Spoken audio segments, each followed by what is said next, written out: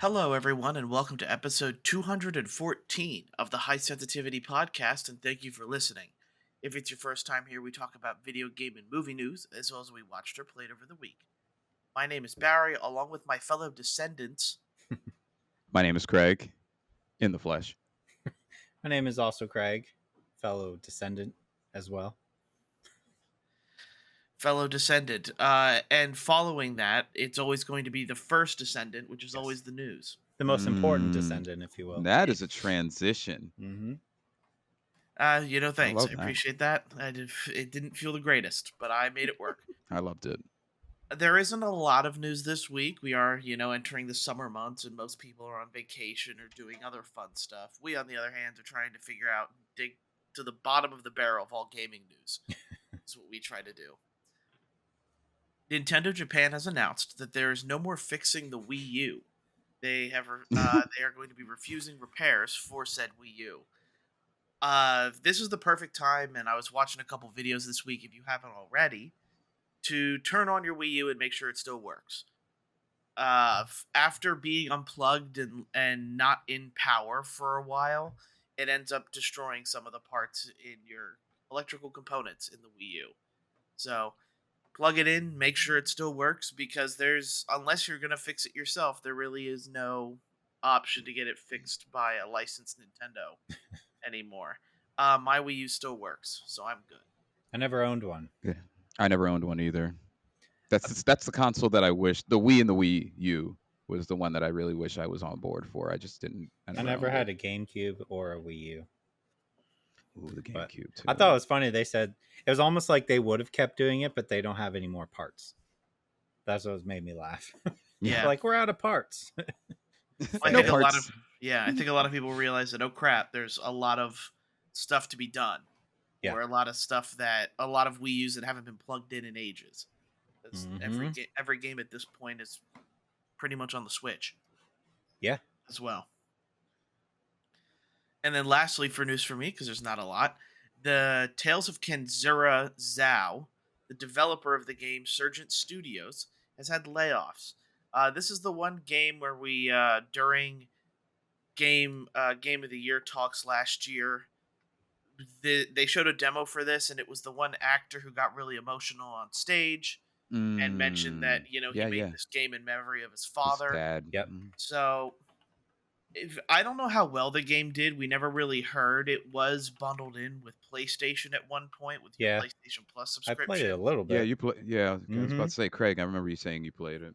It's a good game. Yeah, it was just it's just a matter of really, I guess, not a lot of people got into it. I did see comments, saying whether or not, maybe this would have also benefited for being a Game Pass game, but it wasn't. Probably. I don't know whether or not that has to do with PlayStation being like, nope, you're not going to do that, or something like that. But other than that, the summer I should say not really the summer, the year of layoffs continue with pretty small studio getting a little bit smaller. Yeah, and isn't it kind of like just like bad timing for them, because isn't that gameplay similar to the new Prince of Persia game? It's like identical. Yeah, I think that didn't help it. That's why I stopped playing, because I was like, I played that entire Prince of Persia game and loved it, and I was like, oh, this is more of that. I don't really want to play more of that right now. It was fun though. Yeah, it is a fun game. Mm-hmm. That's all I had for news though. Okay. I got some other ones a little bit smaller, but whatever, we'll do them. All signs point to the first Activision games to show up on Game Pass are going to be the Crash Bandicoot trilogy and Tony Hawk's Pro Skater remaster, whatever they called it, 1 and 2. It's like the first domino to fall before we get Call of Duties, or whatever else Activision has. That's a strong lineup. It is, yeah. That's a strong lineup. Technically, Diablo's on there, but that's Blizzard. But like Activision. I mean, I own the Tony Hawk's game, and the Crash Bandicoot trilogy is phenomenal. If you haven't played that, I would highly recommend that for sure. What's your favorite out of the series? Of Crash Bandicoot? Yeah, the first one. Okay, it's Warped for me. Okay, Warped is good. I mean, they're all like fantastic. Yeah, but... yeah. Also, GameCube is rumored to be the next thing coming to Nintendo Switch Online, which raises the question, since I never owned a GameCube, which game should be on there? Barry? Barry. So, Double Dash? yeah, Double Dash. There's the Fire Emblem as well. That Mhm. game because it's very difficult to get, Yep. and Okay. also, let's see here. What other games were on there? Like there's Star Fox Adventures. We still have not gotten anything. Sunshine was on GameCube, right? Mario Yeah, Oh Sunshine? yeah. Sunshine. Yeah, Okay. and that's now been and now that's in that Super Mario collection Right. as well. Right. So What were the big ones? Mario Kart Double Dash. I'm sure there was Mario Party. Smash Brawl. Brothers, yeah, yeah, Brawl, right? Yeah, or is yeah. it Brawl. Yeah. Brawl's got to be on there. There was a Zelda, right?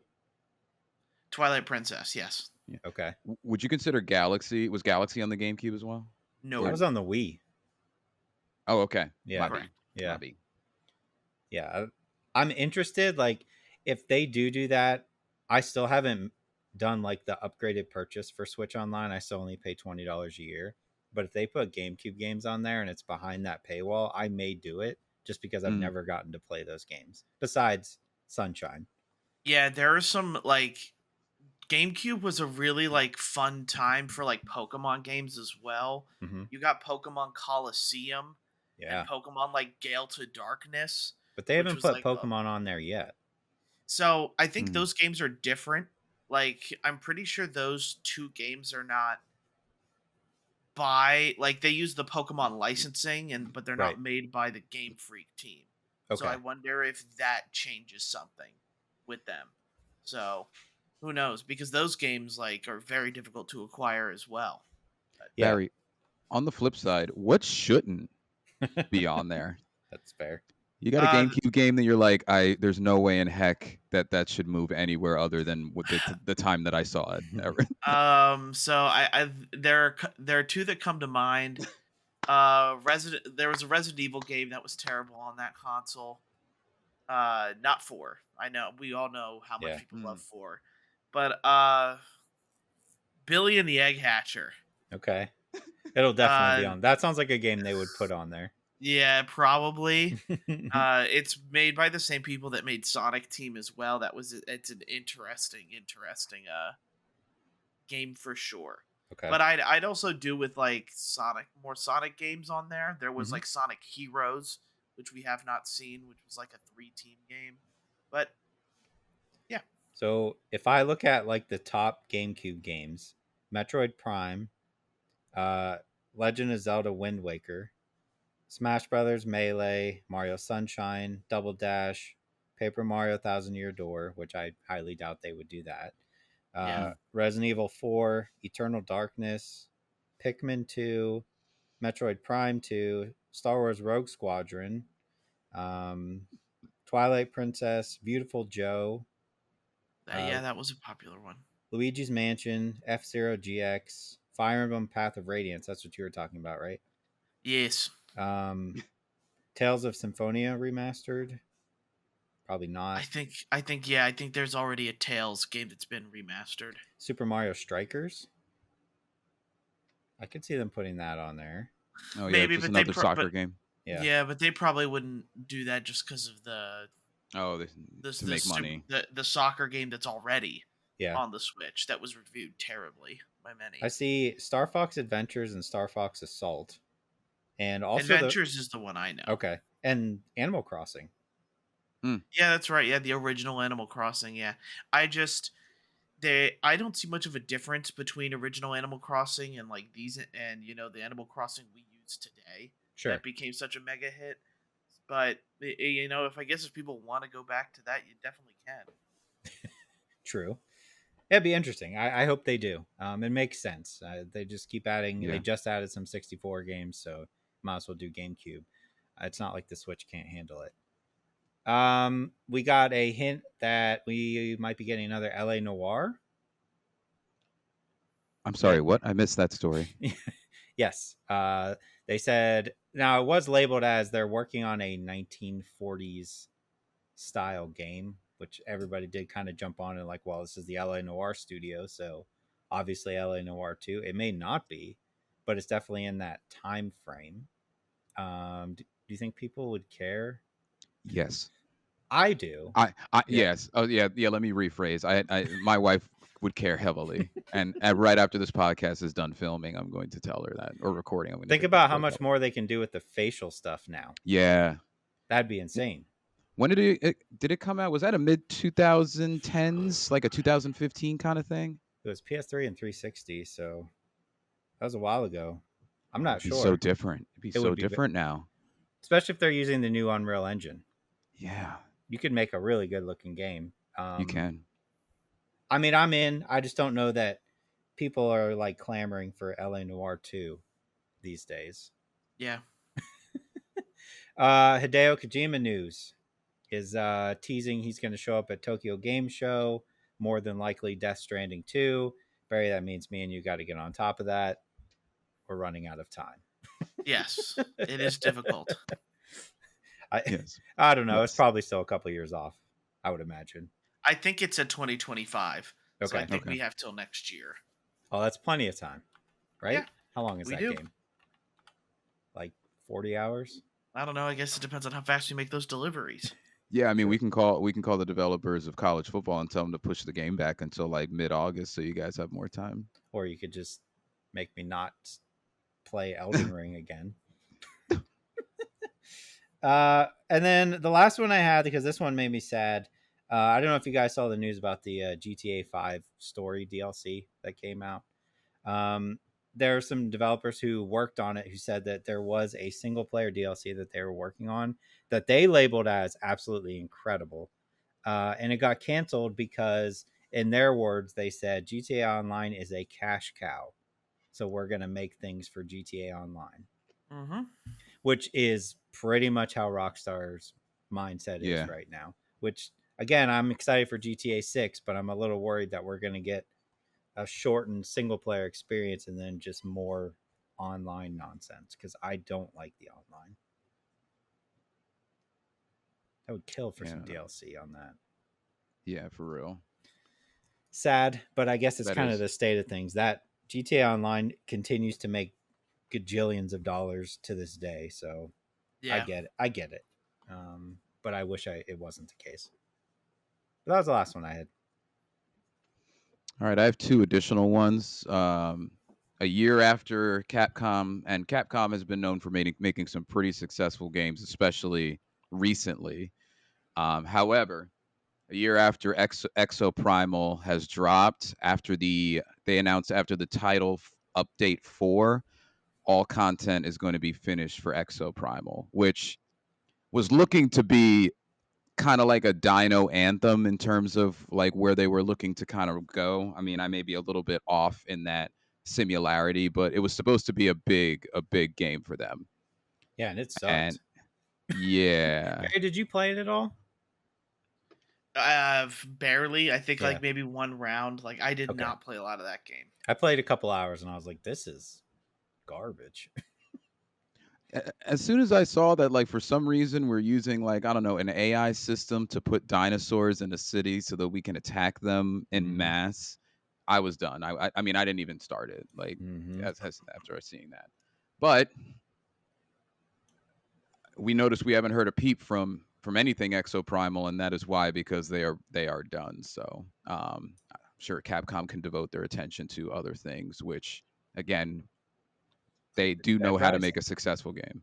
Yeah, and Monster Hunter bam, and Street Fighter. That makes some bam. money. And Resident Evil. They Yes, got see, plenty of other games. yeah. Oh, they're fine. It's Mhm. just that's just I don't know. The other one I had was Despicable Me 4 news. Okay. You are the number one Despicable Me I like am. person. So this I have a reason for this, and it's a little weird. You guys are going to be like, I didn't think we would go down this route. well, So the this first, wasn't on my bingo card. It So was yeah, not. I'd say that this is out of left field. Caught me the, off guard for sure. yeah. So the first part of the news, because this is like a 1.5 news, is that they made 122.6 million Whew. in the first 5 days of being out. Now you can attribute some of that to July 4th and like, maybe if you're not going to see the fireworks or if you are want to do something earlier with the kids. You take them to go see the movie, then you guys start doing that type of thing. But it's still very interesting to see a fourth installment still have that success, and it just reminds you of what a giant Despicable Me as a franchise is. I mean, I know we had like I almost said Offspring. We had we had the Minion kind of like take it in a whole different direction with that content, but Was there you know, 2 Minions movies? Wasn't there? I So this is think technically like the 6th movie? I think I don't know. Yeah. I feel like there is too. I haven't seen any of them. What? No, I've seen the but first 2.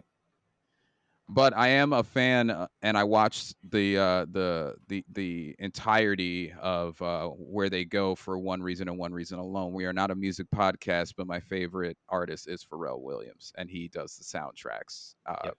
pretty damn well. The reason why I'm mentioning that, we're also again not a music podcast, but on the Despicable Me 4 podcast, people are dissecting Pharrell Williams' latest song because they think that it's actually a shot at Drake, which I know again, even though we don't do music, none of us have been able to dodge the Drake Kendrick feud. Well, I encourage everybody to take a listen to that new single that's out because it's really funny. Because if it is a shot, it's definitely a Pharrell funny shot, which is just like very nice and still kid friendly. So I don't know. That's kind of the 1.5 news I have. Good for Despicable Me. And from what I hear, the soundtrack is already killer, which they've been able to do 4 times successfully. That's where we got Happy and other awesome songs like that. So, but that's all I had. Pharrell Williams and the music podcast, everyone. Yeah, Pharrell Williams. We can go ahead and start talking about the games we played this week, which was for me, Zenless Zone Zero, Oh God. Trails Yes. Through Daybreak, and the First Descendant. Okay. I also played the First Descendant, and I continue to trudge along in Elden Ring. I'm trudging along in Shadow of the Erdtree, not done yet. But I also started Zenless Zone Zero, and Oh my God. I'm obsessed. Both of you. I shouldn't be surprised. It's pretty bad. I had to try it. If we start off with that, then we could start off with that. We can totally start off with that, definitely. Okay, so Zenless Zone Zero, the next free-to-play gotcha game that has gotcha elements to it from Hoyoverse, which has previously made Honkai Star Rail and Genshin Impact. Very known for very anime games, is what I'll say. We have, kind of the switcheroo combat of Genshin Impact, the turn-based of Honkai Star Rail, and now we kind of get something a little in the middle of both, is what I want to say for Zenless Zone Zero. But the man who's put the most hours into it is Craig. I want to let Craig have the floor here. Talk about your ZZZ. Did you guys just stop playing the other ones? Uh, I fell off of Honkai and Okay. Genshin pretty quickly. Okay. I was playing Honkai up until a couple of weeks ago, maybe a little earlier than that. But I stopped when I realized how close it was to this date because I'm definitely not playing both Okay. at the same time. Fair. But I did play Honkai for a good while. I thought so. So this game is awesome. I know that not everybody is going to think that, but it's got a lot of the things that you are used to from this developer, the Hoyoverse, and it's got a lot packed in it. So this is why it's different. So it has a more of an attention to action. Now I can't speak for Genshin, but in terms of Honkai Star Rail, that's like straight up all RPG. This one is like action with action RPG. So what keeps you reeled in is the combat. The combat is freaking fantastic. So the story is like any other um Hoyoverse story. It's very intricate. There's a lot of different characters that are eventually going to come into play. Some of them are playable, but some of them aren't. But there's going to be a lot of dialogue. Now, one of the things that they did correctly already with Zenless Zone Zero, they were probably thinking of Craig, is they added a skip button to essentially the majority of it. The only thing you can't skip are cutscenes, I'm pretty sure. I don't know if I've tried yet, um, but the cutscenes aren't that long. So that's number one. So, um, but what they've done is they've created a nice story where it's a post-apocalyptic story. There's these like creatures that basically decimated most of the human race, and surprise, there's like one major city left that houses everybody in it, and you play a character that essentially helps lead people who decide to go into what is called the hollows, which are the places that they inhabit for materials, secrets, all that type of stuff. So they have what I like, which is a awesome hub world that you spend some time in. You go down to the hollows, you do your thing, combat, combat, combat, boss, and then you come out and you go back to the hub world. You talk to your friends about how you were in the hollow, you know, and where they nailed it, again, like I said earlier, is combat. You go in with 3 characters. There's a lot of fast pace, kind of like going between square and triangle if you're PlayStation, and then you can kind of put that into other controllers. But you switch amongst your characters, and they actually encourage that because then the characters do like their own set combo right after before you control it. So synchronization is insane, and you keep wanting to play it more because of that. And then you want to get a new character so you can see how they can synchronize into your team. That's going to be the hook for everybody playing this game. The other thing that they did correctly, so I don't steal the floor too much, is it's an interesting world they created. Like your character runs a video store. Because of that, it's very retro. Like when you're traveling through the hollows, your character moves along a set of television screens, like a maze, and that combined with like how they present how you did after the mission, that's on televisions when you're using the gotcha, like they do that, and they focus on a very retro type of style that really works color scheme wise, but also aesthetically for what they're trying to accomplish. So it makes it a different game for me. It makes it less like traditional RPG, and it makes it its own thing. And I think that's why I'm hooked. It's its own thing right now. Yeah, it's a gotcha game. It's got Hoyo written all over it, but it doesn't feel like it. Barry, I don't know. What do you think?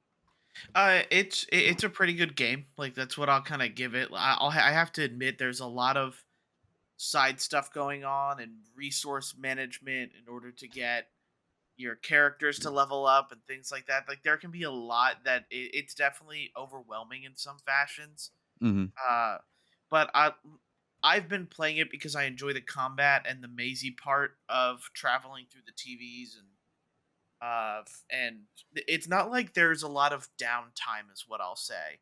Like you don't control the trio of characters like you would in Genshin and have to walk through environment through environment through environment.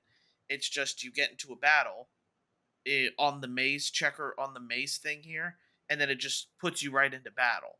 So it's not like you're spending time walking through a world that's empty. Like it's just move your character here, there's a battle, you battle, move your character to the next part, and then if there's a battle or whatever it takes to complete that objective.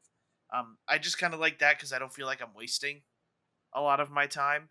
The game kind of continues to hit you with new stuff all the time, and that can be again a lot in Oh itself. yeah, But the combat itself is interesting, and I enjoy it enough. It, but I know you like it, Craig, and you'll probably keep playing it. probably. I I do worry about the staying power and like Yeah, how like am I gonna stay on it sort of deal here. So we see what happens. I don't want to judge the game too much. I do feel like there is a lack of characters to unlock right now, and that's usually because they release characters later. But it's like, and you can let me know if you feel this way too, Craig. Like a lot of these characters are just like I'm trying to. It's like the tsundere type or like the little girl type mm, of characters that you play as, which for me, I just kind of want to play as an adult looking character, not some like 10 I year know what you old mean. girl with a whirligig chainsaw or Yeah. some like that. That's the kind of part that I wish there were more characters of. But there's definitely a lot of people who still like who are in love with the game. There's definitely Yeah. a lot here to be played. Yeah, I'm kinda interested to play the last thing I'll say is I'm kinda interested to play a Hoyo game from the start because I didn't play Genshin because it seemed overwhelming, like, starting it there, and I jumped into Hoyo super late, so I wanted or not Hoyo, Honkai. So I wanted, like, every character, so because of that, you play every day, so you can maximize your chances to get them, you know?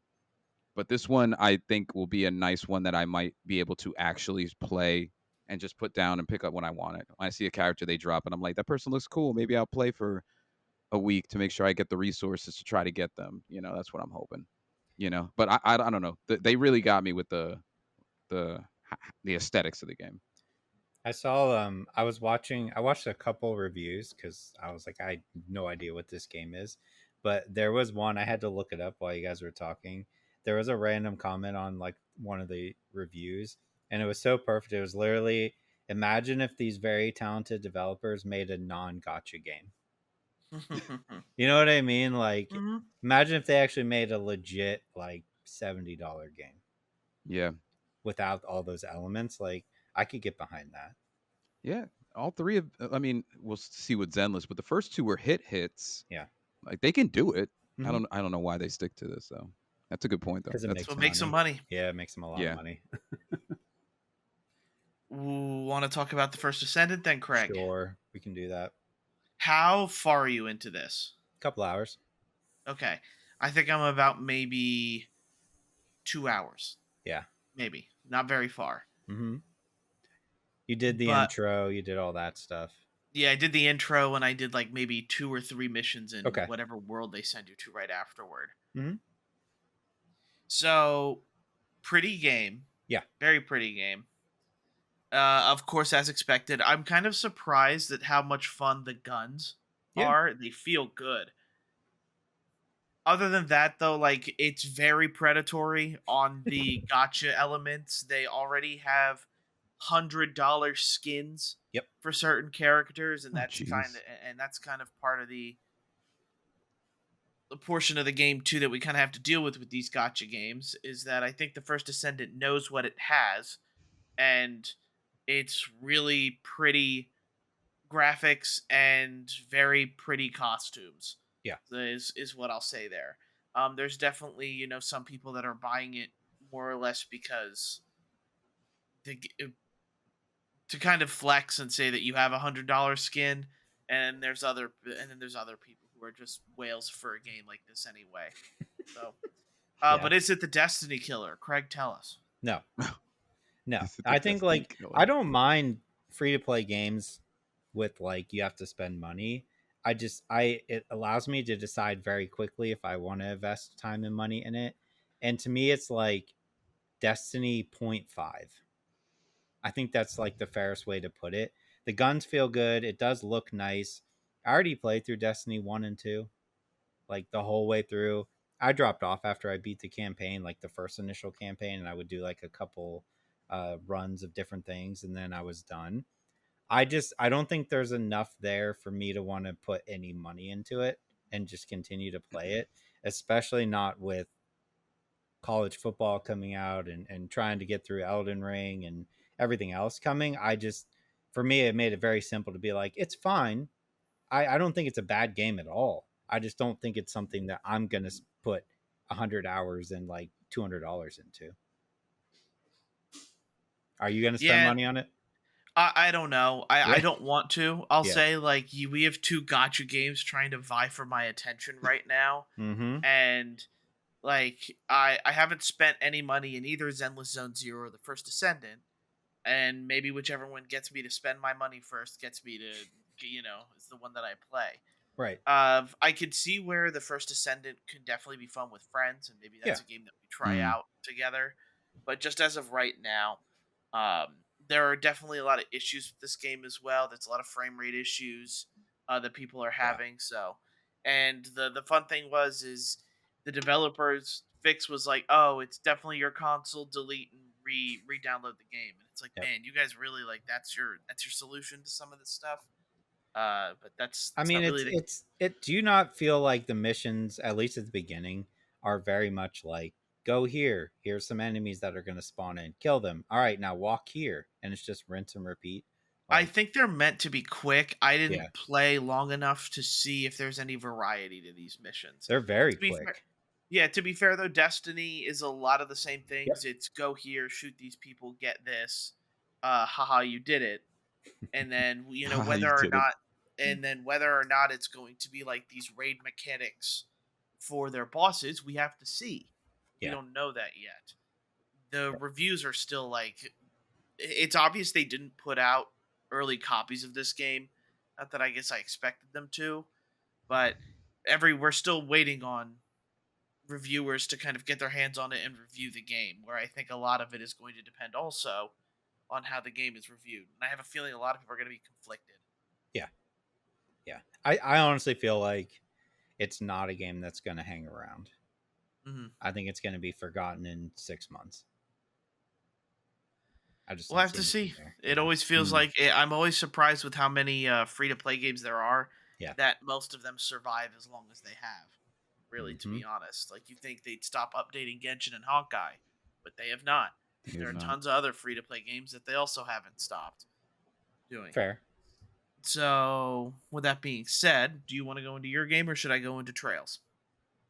I mean, mine's real quick anyway. I'm still playing Elden Ring. Yep. About 25 hours in now. I think I'm like level 45 All right, ish. he's on Yeah. his way to Elden Lord Super. status I'm now. super So proud. here's my thing. This is the Uh-oh. main thing that popped up for me. I'm still having fun. Like, I'll get that out of the way. Um, where I ended last night, I was like, I had completely I did what I was supposed to do. I looked up like, hey, where should I start? And everybody said go south. So I went south and cleared out that peninsula, felt better about myself. Then I started going north, and I'm all the way up north. Found a cave full of like gigantic ants, right? So Oh yeah, I'm I know killing exactly all where you are. those. Yep. And then I got to the boss, which is the dragon, like this giant dragon. And I think I died like 3 or 4 times, and then I was like, all right, it's like getting late. But anyway, um, but the only thing that's kind of confusing to me is I don't feel like I've fought a lot of big bosses, and I'm like 25 hours in. I just That's fair. And I'm just like, where are these? Because like I watch the videos of people playing, and there's all these gigantic bosses. I fought the very first one, right? Like in the guy, I always forget his name. I'm bad with names in Elden Ring. The It's dude with the either gigantic hammer, right? And that's the yeah. one that was causing me trouble when I first started. I beat him, and until I got to this dragon last night, I fought some bigger enemies, but I really haven't fought any bosses since then. And it makes me think like, am I missing something? Am I going the wrong way? Because I'm literally like exploring like every cranny of the map, and I'll be like, oh, I found some smithing stones, and I'm like, okay, cool. Or I found another art of war, whatever. I'm like, okay, cool. These are fun, but I don't feel like I've seen any big bosses. So like the thing about Elden Ring, especially the base game, is you don't have to. Number one, like the people who are considered main bosses, you don't actually have to beat like everyone to complete the game. Mm-hmm. They kind of show you where to go, but like you were saying, they don't. Mm-hmm. Like the second person that most people fight after the big boss that you killed, you kind of get directed there just based off of sight. Like you kind of see in the distance where you're supposed to go. Because if I remember correctly, when you're in that castle, you beat him, and you're kind of leaving the way that you think you're supposed to leave afterwards. You have like a view, Mm-hmm. and like I could be wrong because it's been a while since I've been at that part. But like they show you in a distance where you're supposed to go, kind of. Yeah. Um, Getting there is like a whole nother thing. Right. But like I know how you feel because you can play chunks of that just wandering around thinking that this is the right way to go without actually fighting what they would consider a story boss. That's Right. that's the beauty and the curse and why most of us end up at like the 120 to 150 hour mark by the Yeah. time we actually do beat the final story boss, you know? Yeah. And I think the other thing for me is it's the same issue I had with Demon Souls. Is that I feel like the way I play these games, I miss out on a lot of what people consider fun. Like I was talking to somebody else literally today, and they were like, "Oh yeah, my Elden Ring character, like I broke the game because I have all these things on, and like I'm always healing, like so I can stand in poison, and like my health will go down and go right back up because I've like broken the game to that point." And I'm like, "Cool, I'm just over here like big sword, big shield, and like no magic." Like literally none. I found one sword that I was like, I want to use that sword, and it's like, all right, cool. You have to have your strength to 40, and I'm at Ooh, 38. yeah. I'm at 38 strength. So Oh, like, yeah. I got it hours ago, right? So I'm sitting there and I'm like, okay, at this point, my strength is 38 because I've been putting everything into strength. Everything else is small, so like I'm literally a glass cannon at this point because my health is like not that much bigger than when you started. And I'm just like, I see everybody else playing, and I'm like, oh, these Art of Wars are cool. And I'm like, oh, that one would be cool. Oh, wait, I have to get my faith up to 40. And I'm like, oh, but I have to get my strength up first. So I feel like I'm missing out on stuff, and I'm just like running around hitting enemies with a big sword, and that's about it. And I feel like it makes the bigger bosses harder because I have to just rely on like my big shield and my big sword. Or do I just like run around an area for 10 hours and just get souls and level up? You know what I mean? I don't want to do that either. I want to be Yeah. exploring while I'm leveling up. Um, but Yeah, you don't want to farm. I beat Demon Souls and I was like, I didn't use like any magic. And I'm like, oh man, I missed out on a big chunk of the game. Well, one thing, and what I'll tell you is the biggest difference between Demon Souls and Elden Ring is Demon Souls, that is when magic was not to the point it is now. Yeah. Like, magic has come such a far way in the Soulsborne genre that now it is like I think a lot of people would say a majority of people play that way. Yeah. Yeah. Majority of people do play with spells, and you are right. You kind like being someone who is a sword and shield user. The game is more difficult Mm-hmm. because you can't strike from a range, and things like that. Right. But you telling me you're level 40 and stuff like that with your strength all the way up at 38, Yeah. like you haven't put a lot of stuff Nope. into your Yeah. endurance or vigor, and that's where I would start going. My What I would tell you is you can't have the fear of losing out on like not being able to play because there are so many. Elden Ring suffers from too much, Mm-hmm. too many options. There are, strength builds. There are dexterity. There's dexterity intelligence, dexterity arcane builds, strength dexterity. Like there's too many builds and too many weapons that you're gonna say that look cool, Yeah. but in order to have all that, you'd have to be like my brother. My brother has the game broken at this point. He's like level 715 or Okay. something like that. Wow. Um, Shout out. so he can Shout do out to your whatever brother. he wants, but a lot of people will never get to that point. A lot of people, as Craig mentioned, will get to the 130, Right. 150, 140 range. And with that, you are very skilled in a lot of the times a certain aspect. Mm-hmm. You won't be able to you would have to respect so many times in Yeah. order to try Yeah. in order to find something. Now I will say right now the game probably is feeling pretty vanilla to you as you continue to go along, especially once you start getting to the lakes of Lunaria. L- You will Yeah. start to find more magic based stuff Yeah. that runs on dexterity or weapons that will be able to use a bit more magic as well. So the game opens up to you pretty much after you haven't found this boss yet, but he has a dragon for an arm. Okay. So Mm. once you beat him and unlock the lakes, then it's kind of a different. Yeah. You will unlock many more options, but in the area you're in now, you are kind of locked to very very limited. Yeah, I guess I just figured like, all right, I'm so close to being able to use that sword. Like, let me just get my strength up to 40. Let me Yeah. put an Art of War on it that I have waiting that I can use. I just was waiting to put it on that sword, and then figure out where I want to go from there. Like if I still want to use a shield as well, or maybe like I have other stuff in my inventory that I could use, but I don't know. I have to. I'm still having fun, Hmm. right? Yeah. But getting to that dragon last night, I was like, okay, this is like a boss that is going to be tough for me because I have to be close, and like my health is not probably where it should be anyway, so I can't take too many hits. And like my shield is tough, but 2 or 3 hits from the dragon and like I'm stunned. Yeah. And I slow roll everywhere because I'm overburdened because I that's just always how I play. My dodging sucks, so I rely on blocking with my shield at all Yeah. times. Got it. But I'm still And having like, fun. yeah, and I forgot the thing that I was talking about. I forgot that yeah, you beat Margit. Like that's the boss you beat, Margit or Margit. I forget how Sounds to say about it. right. Yeah. Yeah, I'm just trying to remember where you're at. Yeah. Okay. Marco is the one with the hammer. Yeah. Yeah, I did beat him. Yep.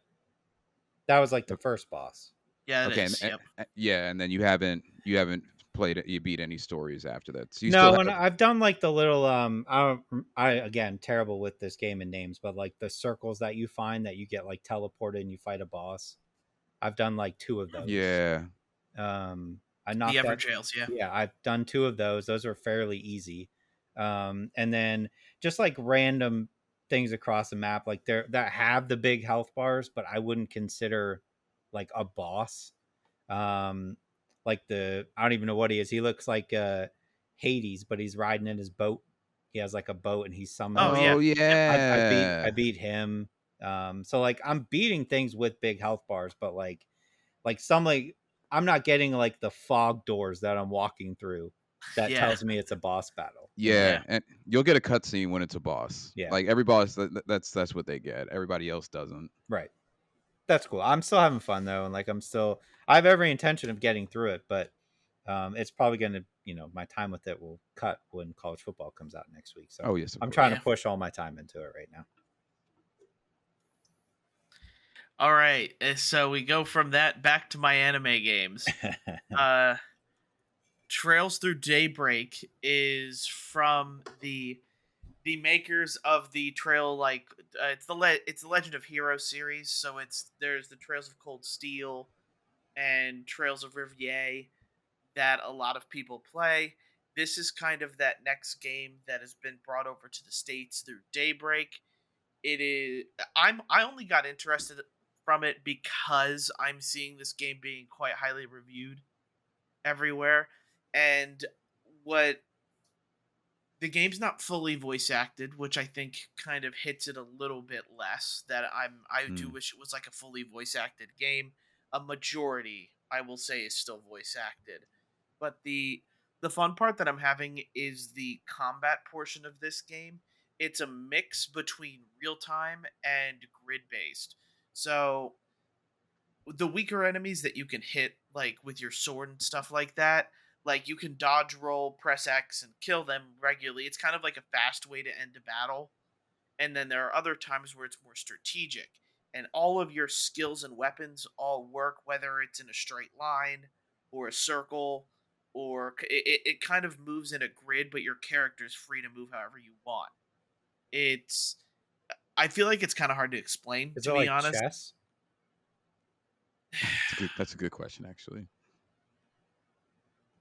I don't want to say it's like chess because your characters aren't like they aren't restricted by movement. Like Okay. you pretty much have a certain Hmm. amount of movement that you can move within a circle or a square, but you can move freely within it. Like you can move back and forth and it not take up any of your time. It's more or less when Hmm. you decide an action. And pretty much the actions you either make are spells called arts or physical attacks slash healing techniques that are called crafts. And just overall, like that portion of the game I've been really enjoying because it's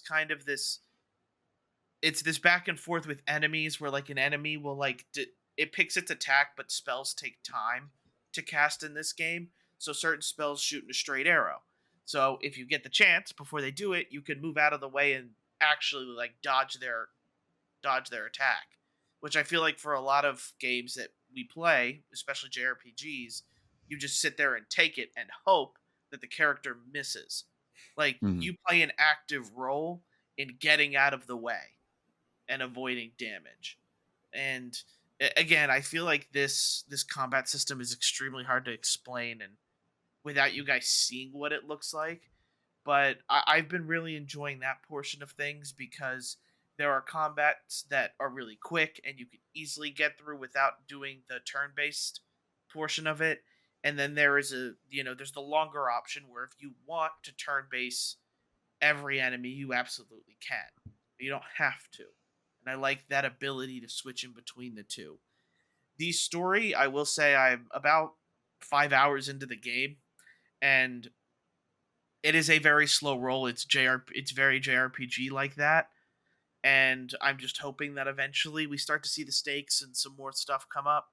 But there are so many systems at play in this game that Yes. it's almost as bad as Zenless Zone Zero. Like there are so many different things to keep track of, but it's not a gotcha game, so it's not like you're constantly trying to pull the latest character. Okay. But if you're interested, it's available on Switch, PS4, and PS5. It is absolutely a PlayStation 4 game. You do not need a PS5 to play this. Okay. It's not stretching the graphical limitations in any way, but playing this game, I've been having a lot of fun, but I also feel bad because I probably should be playing P3R, Persona 3 Reload, or any other JRPG. But this one's kind of got my attention because of its unique combat. Fair. Okay. I know I Trails, won't touch it. yeah, Trails Mhm. Through Daybreak. Trails through Daybreak. All I right. think I think from here on out, anytime Barry and I describe an RPG, we really have to highlight when there's a skip button for all the Yes, talking. you should. Let me first, what this RPG is doing correctly is they allow you to skip all of the talking. Let me tell you how annoyed I was that I couldn't skip the opening intro for Luigi's Mansion. I was like, I don't care. I Yeah. know what the story is. Stop. It's a day ruiner. Yep. Then we're on to TVs and movies that we've watched this week. I'm gonna be honest, I was playing too much of these three games Fair. to be able to to be able to watch or anything. Like I've kept up with my regular shows, House of the Dragon, The Acolyte. What are some of the other things I'm watching? Boys. The Boys as well. So there's a lot of different stuff to watch, and none of it's done yet. So I'll talk about it when it's over. Uh movie theater season's in full swing for me. I was there twice this past weekend. So Inside Out 2, Quiet Place Day 1, A Violent Nature, and Babes. I was on a roll, Okay. man. And I'm Yeah. going Wow. back this weekend. This is going to be the Craig portion. In the summer, we should just call it Craig's movies. Yeah, for real. That's that Uh, obligation. I got to watch them all. the Pokemon there. So I also, like Barry, did more playing than watching. I don't know if I have enough because like I'm watching I watched the first episode of the Hard Knocks because it's Giants finally. So I'm a Giants fan, so I watched that. But there's nothing to say. It's the first episode, and then I watched something called the TikTok Murders. If you guys want to hear about that, that could be very I think my that wife could watched that. that could be 2 minutes, and then we can get to Craig's Do it. movies. Let me hear it. TikTok Murders. It's exactly what it sounds. It's about To kill them while um they're live on so TikTok? yeah, I think this might end up being like turned into a budding series. This is considered, I guess, a documentary movie because like it's an hour and a half. It's about a guy. His name is Ali Abulaban. The guy was essentially a budding TikTok star. He was mainly known for doing impressions. Specifically, his bread and butter was Al Pacino, but he would do like a bunch of different impressions back when TikTok was still growing as an app. And he, like a lot of TikTok stars today, had that well, successful TikTok stars had that life where he essentially made all his money on the app. He had a very nice girlfriend at the time who was also on TikTok herself, and it catalogs his rise a little bit, and then it goes into how the fame twisted his perception of reality. Because unfortunately, there is a TikTok star out there that blends TikTok famous with actual fame, and how that was affecting his relationship. But the documentary is called TikTok Murder, so you can probably understand where it's going to go. So it was pretty good. Definitely a punch in the face for all of us that use social media apps and anybody who releases any content on a social media app, of like what can happen to your mental states if you are being consumed by the fact that people actually do want to follow you and celebrate, your content. So I think I don't know if it'll be a wake up call for anybody, like a don't murder campaign, but it at least is an interesting dive into, like, especially early in TikTok land, into what something like that can, or what an app can do to somebody. So it's a cool watch. It's on Peacock, so it's easily accessible for anybody with a Peacock basic subscription. So I don't know. Fair. Okay, Inside Out 2. Start there. I'm happy to announce that it seems like Pixar is back on the right track. I feel like some of their Sick. previous movies have not been that great. They do such a good job of like making a movie that kids can watch and have a good time with, but also when you're sitting there as an adult, like there's stuff that's the whole concept of the movie is there to like hit you in the face with. Like the whole movie is based around um, Riley from the first one is getting older. She's a teenager now, and now there's new Mm. emotions. So you have anxiety, embarrassment, all those. And anxiety is like the main character who kind of takes over everything and is changing the way that Riley is as a person because she's completely engulfed by anxiety. And it does such a good job of in animated form showing you how anxiety completely takes over your brain and just influences literally everything you do. So it was extremely well done. I really liked the first Inside Out. This one might be better than the first Okay. one. It's pretty close. I really enjoyed that. Quiet Place Day One. I will always say that the Quiet Place movies excel in the movie theater with sound because that movie is all about being quiet, and you go into the movie theaters and they have that sound cranked up, so like it's quiet, but when that stuff hits and the monsters make noise and they're running, like that whole movie theater is like shaking.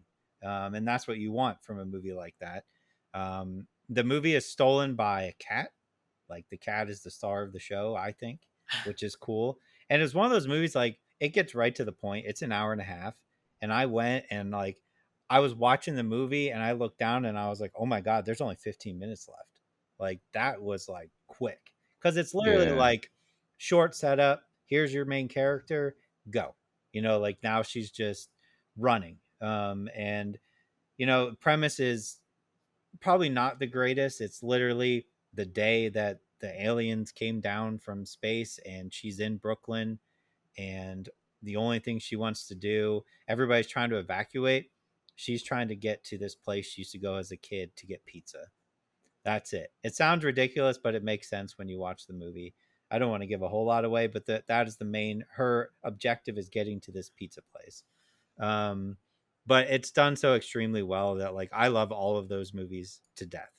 I think they're done so well, and there's something about sitting in a movie theater with other people who have like popcorn and they're trying not to be loud while they're Yeah. eating their popcorn because you're just like on edge the whole time. So that was extremely well done as well. I did not expect to like it as much as I did because it kind of got marketed as like a here's another Quiet Place thing if you want it. Yeah. You know what I mean? Yeah. Like it doesn't have any of the characters from the first two, but hey, if you want to watch it, here you go. But definitely check that one out.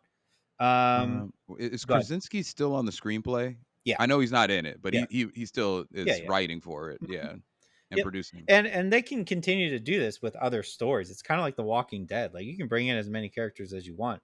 These aliens are everywhere. So like you can go anywhere. So I don't know if they still do. I don't know how this did as far as money wise, but it was well done. A Violent Nature. We had talked a little bit about this, not on the podcast, but kind of an artistic horror movie where the camera is following the killer, not the who you would consider the main characters, but it's literally following the killer, which is an interesting concept. Um, it's very nice to look at. It's shot very well if you care about that stuff. But then when he kills people, it's extremely intense, extremely intense. And it's just like some very creative ways I have not seen for kills in a horror movie. There's some ones that that you're almost like you kind of want to look away because you're like, oh, like, and there's one particularly that was like, it's coming because he sets it up and it's very slow. He's very intentional and you know what he's gonna do. You see it there and you're just like, oh my god, here we go. And then it happened. You're like, yep, they're not pulling the camera away at all. We're just gonna watch this happen. It's one of those. I think it's worth a watch if you're into horror movies, for sure. And then Babes, which is the last one I have, is I'm a big fan of Alana Glazer. Oh, she's awesome. She's incredible. I agree with you. This is a comedy, uh, deals with her and her friend, her best friend. Her best friend becomes pregnant, has a kid. She has a couple, I think, 2 kids. And Alana's character, who is single, ends up getting pregnant as well. And the man who got her pregnant dies. So she is like a single mother going through pregnancy, but it told in a comedy fashion.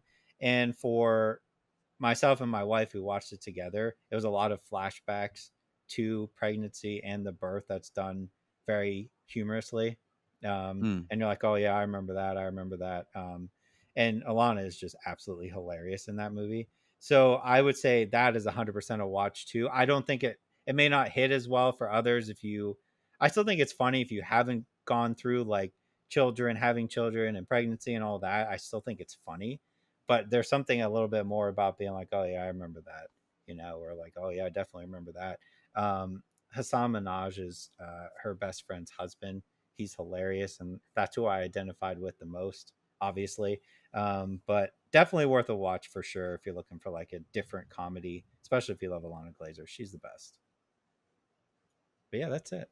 Got through them all. Yeah. Nice. I still need to watch Inside Out 1 before I can Oh, watch really? 2. Yeah, watch Yeah, that I on still Disney have- Plus. Yeah, that's what I need to do. I need to watch that. The King Kong finally came out on Yes. Max. So there are movies to be watched, and it's the There are. summer of movies. It's just a matter of whether or not you're going to the theater or not. Right. Let's see here. No, it's still really only Deadpool and Wolverine that I'm. This weekend is Long Legs, which is where I'm going to be. I'm super excited Yes. for that. No, Yeah. Barry said that he No. wanted to join. Yeah, I said no we such can all thing. go. We'll all go. And then after that is Deadpool and Wolverine, which I'm super excited for. Yeah, Long Said Legs. no such thing. Let's do There's it. also oh my god, what's the one with Josh? There's the one with Josh Hartnett too. Oh, the one at the The concert M or Night, whatever? the M Yeah. Night, yeah, with like the concerts, in it, yeah, and Mhm. that's a great premise. It is. I'm interested in that one, and Josh Hartnett as a bad guy is going to be pretty sick. So mark it Alrighty. down. We'll all meet up for Long Legs. Got it. No, we can all meet up for like Twisters. Okay. I'm not sure. Are any of you guys Okay. interested in seeing Twisters? You want to hear the My wife irony? is the biggest Twister fan in the world. Do you want to hear the irony of that question? Is like the reason why I haven't watched anything new. I'm not gonna lie. My wife and I watched Twister this past week. We Incredible. love Twister. We love Incredible. Twister. Yep. Yeah, we're going to be there that weekend for that. For Twisters. Okay. Mhm. Let's do Twisters 2 could be a jam. We Yeah, can make for that sure. our Barbie movie of this year. I'm Well, down. it's just Twisters. Twisters. Twisters. I'm in. They said we Twister. we talk about movie stuff. Apparently, like the new Barbenheimer for next year will be Gladiator 2 and Wicked, starring Ariana Grande. That's an interesting. Yeah, I might have to do both. I've never seen Wicked or know anything about the musical or anything like that. So My maybe daughter I just might. went a couple months ago to New York Oh, to yeah? see it. Yep. So it's big in this household. For me, it's going to be Gladiator. That's going to be like I'm one of my pumped for favorite. Gladiator. Yeah, one of my favorite all-time movies. Finally, gets a sequel. We'll see whether or not it's any good. Uh, Yeah. with that being said, hopefully the end of this podcast was good enough for you to keep listening throughout the entire portion of it. I'd like to thank everybody for their continued support. If you're listening on your podcast listening platform of choice, please make sure to like, thumbs up, leave a review, whatever they have you do on whichever podcast listening platform you listen on. And if you're on YouTube, please make sure to like and subscribe and comment on are you a Zenless Zone Zero person or a First Descendant? I feel like those are the two free to play Ooh. games that are vying for people's attention right now. Fair. So let us know. Let us know which one you prefer and why. Uh, again, thank you for all the support that we continuously get from you guys. We'll see you guys next week. Bye. Bye, guys. See ya.